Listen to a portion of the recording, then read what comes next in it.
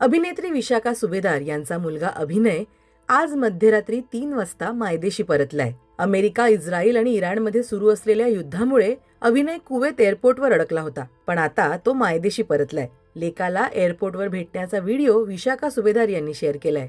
त्याला मारलेली घट्ट मिठी अनेकांना इमोशनल करतीये.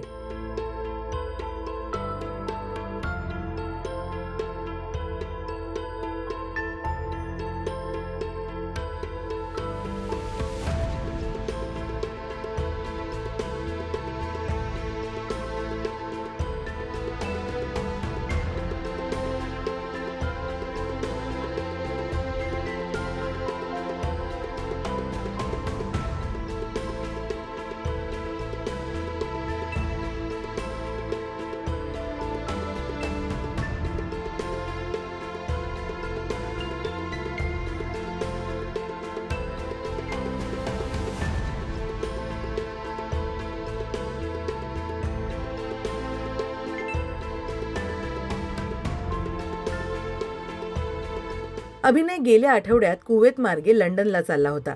कुवेतमध्ये त्याच्या फ्लाईटचा लेओव्हर होता. त्याच दरम्यान इराणनं कुवेतवर ड्रोन आणि मिसाईल हल्ले सुरू केल्यानं कुवेतचं एअरपोर्ट बंद करण्यात आलं. विमान कंपन्यांनी अनिश्चित काळासाठी पुढची सगळी उड्डाणं रद्द केली. त्यामुळे अभिनय आणि त्याच्यासह अनेक मराठी नागरिक कुवेतमध्ये अडकून पडले.